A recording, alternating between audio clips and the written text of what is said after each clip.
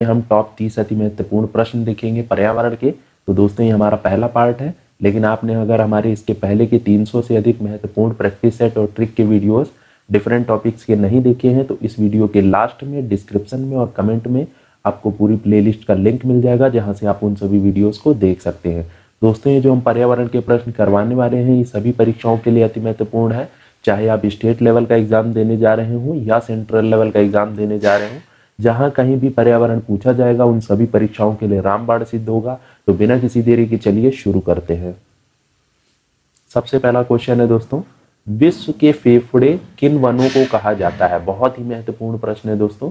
तो option A होगा, B होगा, सी होगा या डी होगा। तो इसका राइट आंसर क्या हो जाएगा दोस्तों? इसका राइट आंसर है ऑप्शन बी, अमेजन वनों को विश्व के फेफड़ों की संज्ञा दी गई है। बहुत ही इंपॉर्टेंट प्रश्न है। नेक्स्ट प्रश्न पे चलते हैं। तो दोस्तों दूसरा प्रश्न है हमारा, बफेलो नेशनल पार्क स्थित है, तो ये कहाँ पर स्थित है ये आपको बताना है। तो ऑप्शन ए होगा, बी होगा, सी होगा या डी होगा। तो इसका राइट आंसर क्या हो जाएगा दोस्तों? इसका राइट आंसर है ऑप्शन सी, कनाडा में। ठीक है, बफेलो नेशनल पार्क कहाँ पर स्थित है? तो दोस्तों ये है कनाडा में। अपना अगला प्रश्न देखते हैं। तीसरा प्रश्न है, सागरमाथा नेशनल पार्क स्थित है। दोस्तों ये बहुत ही महत्वपूर्ण, जितने भी प्रश्न हैं वो सारे ही इंपॉर्टेंट हैं। तो जो भी आपको नहीं आ रहे हैं उन्हें नोट करते चलिए। एनवायरनमेंट में यानी कि पर्यावरण में आप कोई भी परीक्षा देने जा रहे हैं, कोई भी दिक्कत आपको नहीं होने वाली है। ठीक है, तो ऑप्शन ए होगा, बी होगा, सी होगा या डी होगा। तो इसका राइट आंसर क्या हो जाएगा दोस्तों? इसका राइट आंसर है ऑप्शन बी, नेपाल में। सागरमाथा नेशनल पार्क कहाँ स्थित है? तो वो है दोस्तों नेपाल में। चौथा प्रश्न लेते हैं, जैव विविधता प्रभावी हुई। ये बहुत ही इंपॉर्टेंट प्रश्न है दोस्तों एनवायरनमेंट में। तो ऑप्शन ए होगा, बी होगा, सी होगा या डी होगा। तो इसका राइट आंसर क्या हो जाएगा दोस्तों?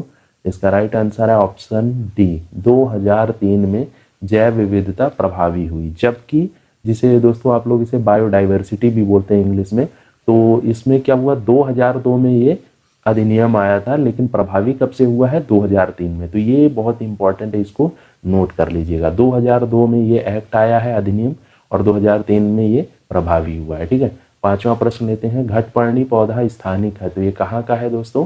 ऑप्शन ए होगा, बी होगा, सी होगा या डी होगा। तो इसका राइट आंसर क्या हो जाएगा दोस्तों? इसका राइट आंसर है ऑप्शन ए, मेघालय का। घटपर्णी पौधा स्थानिक है कहाँ का? तो यह है मेघालय का। ठीक है, छठा प्रश्न लेते हैं, हॉट स्पॉट की संकल्पना की थी। बहुत ही महत्वपूर्ण प्रश्न है। तो ऑप्शन ए होगा, बी होगा, सी होगा या डी होगा। तो इसका राइट आंसर क्या हो जाएगा दोस्तों? इसका राइट आंसर है ऑप्शन सी, नॉर्मन मेयर्स ने हॉट स्पॉट की संकल्पना की थी। ठीक है, नेक्स्ट प्रश्न लेते हैं।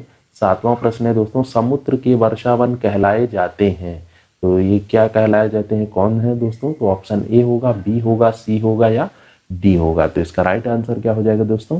इसका राइट आंसर है ऑप्शन सी, प्रवाल भित्ति को समुद्र के वर्षावन की संज्ञा दी गई है। ठीक है, ये बहुत इंपॉर्टेंट प्रश्न है। आठवां प्रश्न लेते हैं, वायु प्रदूषण अधिनियम पारित हुआ, तो ये कब पारित हुआ दोस्तों?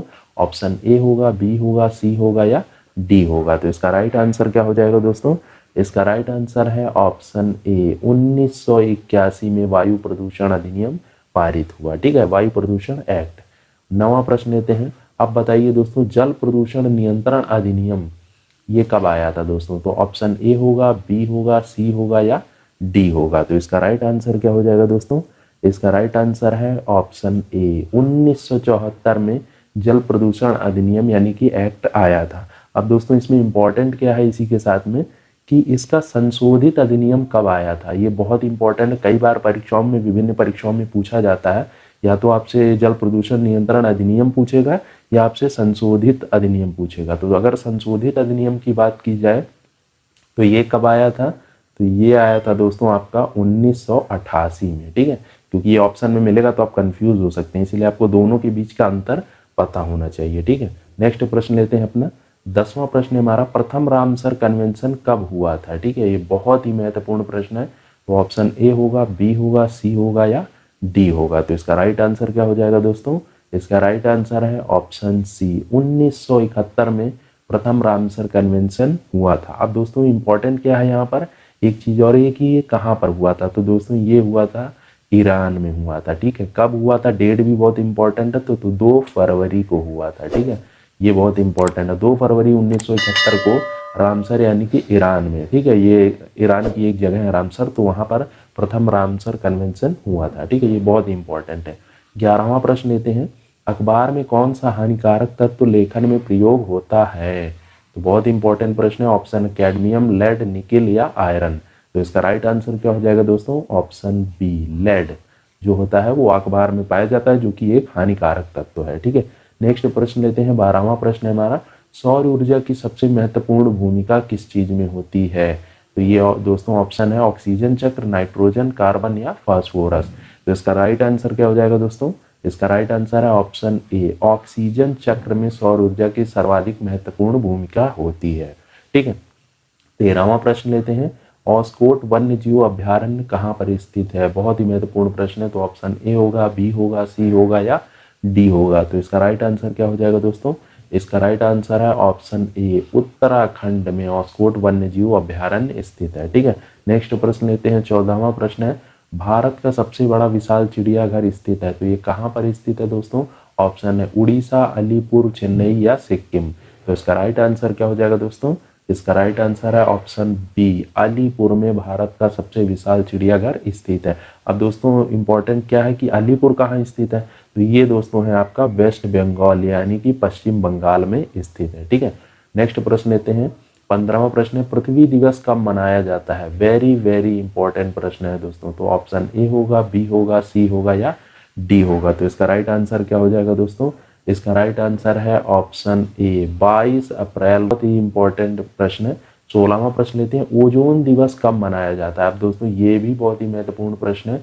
तो ऑप्शन ए होगा, बी होगा, सी होगा या डी होगा। तो इसका राइट आंसर क्या हो जाएगा दोस्तों? इसका राइट आंसर है ऑप्शन सी, 16 सितंबर को ओजोन दिवस मनाया जाता है। ये बहुत इंपॉर्टेंट है दोस्तों। तो जो भी आपको प्रश्न नहीं आ रहा है वह नोट करते चलिए। मैं बार बार इसीलिए बता रहा हूँ ताकि आपका कोई भी एक भी प्रश्न परीक्षा में छूटना नहीं चाहिए। आप 100% एक्यूरेसी के साथ सारे क्वेश्चन करके आए। और दोस्तों इस वीडियो को लाइक भी जरूर कर दीजिए, जिससे कि हमें भी मोटिवेशन मिलेगी और हम आपको के लिए और भी बेहतरीन वीडियोस ऐसे ही लाते रहेंगे। 17वां प्रश्न लेते हैं, विश्व जल दिवस कब मनाया जाता है? तो दोस्तों ये कब मनाया जाता है? ऑप्शन ए होगा, बी होगा, सी होगा या डी होगा। तो इसका राइट आंसर क्या हो जाएगा दोस्तों?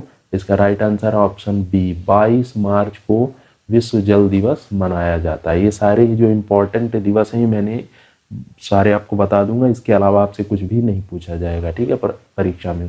तो 18वां प्रश्न लेते हैं, नेशनल ग्रीन ट्रिब्यूनल यानी जिसे हम एनजीटी कहते हैं का मुख्यालय हेडक्वार्टर कहाँ पर स्थित है? तो ऑप्शन ए होगा, बी होगा, सी होगा या डी होगा। तो इसका राइट आंसर क्या हो जाएगा दोस्तों? इसका राइट आंसर है ऑप्शन ए, दिल्ली में, ठीक है। एनजीटी का मुख्यालय कहाँ पर है? दिल्ली में है। 19वां प्रश्न लेते हैं, बांदीपुर राष्ट्रीय उद्यान स्थित है। अब दोस्तों ये बहुत इंपॉर्टेंट प्रश्न है। तो ऑप्शन ए होगा, बी होगा, सी होगा या डी होगा। तो इसका राइट आंसर क्या हो जाएगा दोस्तों? ऑप्शन ए, कर्नाटक में है बांदीपुर राष्ट्रीय उद्यान, ठीक है। 20वां प्रश्न लेते हैं, इंदिरा गांधी पर्यावरण पुरस्कार प्रारंभ हुआ, तो ये कब प्रारंभ हुआ? बहुत इंपॉर्टेंट प्रश्न है। ऑप्शन ए होगा, बी होगा, सी होगा या डी होगा। तो इसका राइट आंसर क्या हो जाएगा दोस्तों? इसका राइट आंसर है ऑप्शन बी, 1987 में इंदिरा गांधी पर्यावरण पुरस्कार का आरंभ हुआ, यानी कि इंदिरा गांधी के मृत्यु के 3 वर्ष पश्चात, ठीक है। 84 में उनकी मृत्यु हुई थी और 87 में ये पर्यावरण पुरस्कार स्टार्ट किया गया था, ठीक है। 21वां प्रश्न लेते हैं, सेंट्रल पॉल्यूशन कंट्रोल बोर्ड यानी कि सीपीसीबी का स्थापना वर्ष है। बहुत ही महत्वपूर्ण प्रश्न है। तो ऑप्शन ए होगा, बी होगा, सी होगा या डी होगा। तो इसका राइट आंसर क्या हो जाएगा दोस्तों? इसका राइट आंसर है ऑप्शन सी, 1974 में सीपीसीबी का गठन किया गया था, ठीक है, स्टेब्लिश किया गया था। 22वां प्रश्न लेते हैं, एनजीटी का स्थापना वर्ष है। अभी दोस्तों मैंने आप लोगों को हेडक्वार्टर के बारे में बताया कि एनजीटी यानी कि इसका फुल फॉर्म क्या है? नेशनल ग्रीन ट्रिब्यूनल, और इसका हेडक्वार्टर कहाँ पे है? ये दिल्ली में है, ठीक है। अब इसका स्थापना वर्ष बताना ये भी बहुत इंपॉर्टेंट है। तो ऑप्शन ए होगा, बी होगा, सी होगा या डी होगा। तो इसका राइट आंसर क्या हो जाएगा दोस्तों? ऑप्शन ए, 2010 में एनजीटी का स्थापना की गई थी, ठीक है। 23वां प्रश्न लेते हैं, भीतरकनिका प्रसिद्ध है। तो दोस्तों ये बहुत ही इंपॉर्टेंट प्रश्न है। ऑप्शन ए, कछुओं के संरक्षण हेतु, मगरमच्छ के लिए, डॉल्फिन के लिए या सांप के लिए। तो इसका राइट आंसर क्या हो जाएगा दोस्तों?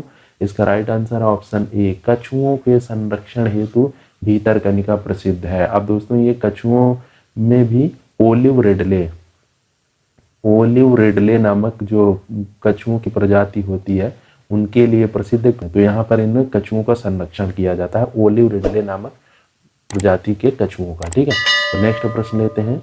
तो पॉप यानी पीओपी का फुल फॉर्म क्या है? तो ऑप्शन ए होगा, बी होगा, सी होगा या डी होगा। तो इसका राइट आंसर क्या हो जाएगा दोस्तों? इसका राइट आंसर है option A, persistent organic pollutant जो होता है वो पीओपी का फुल फॉर्म होता है। ठीक है, 25वां प्रश्न लेते हैं। विश्व का सबसे बड़ा डेल्टा है तो कौन सा है दोस्तों? तो ऑप्शन है सुंदरवन, मिसिसिपी, कावेरी या अमेजन डेल्टा। तो इसका राइट आंसर क्या हो जाएगा दोस्तों? ऑप्शन ए, सुंदरवन जो है विश्व का सबसे बड़ा डेल्टा है। 26वां प्रश्न लेते हैं। आईपीसीसी संबंधित है तो किससे संबंधित है? ऑप्शन ए होगा, बी होगा, सी होगा या डी होगा। तो इसका राइट आंसर हो जाएगा दोस्तों ऑप्शन ए, पर्यावरण से रिलेटेड है। ठीक है, ये बहुत ही इंपॉर्टेंट है। 27वां प्रश्न लेते हैं। हाथी परियोजना प्रारंभ हुई तो कब प्रारंभ हुई? ऑप्शन ए होगा, बी होगा, सी होगा या डी होगा। तो इसका राइट आंसर हो जाएगा दोस्तों ऑप्शन सी, 1992 में हाथी परियोजना प्रारंभ हुई। ठीक है, 28वां प्रश्न की बात करते हैं। चिपको आंदोलन कहाँ हुआ था? बहुत ही महत्वपूर्ण प्रश्न है क्योंकि एनवायरनमेंट से रिलेटेड जो भी आंदोलन हुए वो जरूर ही परीक्षा में पूछे जाते हैं। ठीक है, तो ऑप्शन ए होगा, बी होगा, सी होगा या डी होगा। तो इसका राइट आंसर क्या हो जाएगा दोस्तों? इसका राइट आंसर है ऑप्शन ए, उत्तराखंड में चिपको आंदोलन स्टार्ट हुआ था। और ये कब हुआ था ये भी बहुत ही इंपॉर्टेंट है। तो ये हुआ था दोस्तों 1973 में। ठीक है, ये ईयर या जरूर याद रख लीजिएगा। और ये कहाँ पर हुआ था? उत्तराखंड में। अब दोस्तों बात करते हैं 29वां प्रश्न। एपिको आंदोलन किस वर्ष हुआ? ये बहुत ही महत्वपूर्ण प्रश्न है। तो ऑप्शन ए होगा, बी होगा, सी होगा या डी होगा। तो इसका राइट आंसर क्या हो जाएगा दोस्तों? इसका राइट आंसर है ऑप्शन सी, 1983 में एपिको आंदोलन हुआ था। ठीक है, और दोस्तों ये कहाँ पर हुआ था? ये साउथ इंडिया में हुआ था। ठीक है, साउथ इंडिया में पर्यावरण से रिलेटेड ये बहुत ही महत्वपूर्ण आंदोलन था। तो इसको भी नोट कर लीजिएगा। 30वां और हमारा अंतिम प्रश्न है। नर्मदा बचाओ आंदोलन से संबंधित है तो कौन लोग संबंधित है? ऑप्शन ए होगा, बी होगा, सी होगा या डी होगा। तो इसका राइट आंसर है दोस्तों ऑप्शन ए, मेधा पाटकर जो है वो नर्मदा बचाओ आंदोलन से संबंधित है। ठीक है, अब दोस्तों ये है आज का क्वेश्चन हमारा, IUCN का मुख्यालय कहाँ स्थित है? तो ऑप्शन ए होगा, बी होगा, सी होगा या डी होगा। तो ज़्यादा से ज़्यादा लोग इस क्वेश्चन का आंसर हमें कमेंट में करके बताएं। जिसका भी आंसर सही होगा उसे मैं पिन कर दूंगा, बाकी लोग वहां से जाके देख सकते हैं। और जो हमारा नेक्स्ट पार्ट आएगा इन्वायरमेंट से रिलेटेड, पर्यावरण से, जो कि होगा पार्ट 2 हमारा, उस वीडियो में मैं इस क्वेश्चन का आंसर दूंगा। तो उस वीडियो को भी आप लोग देखना बिल्कुल भी मत भूलिएगा। तो दोस्तों ये था हमारा आज का वीडियो पर्यावरण से रिलेटेड, ये हमारा पार्ट 1 था। मुझे उम्मीद है आप लोगों को पसंद आया होगा।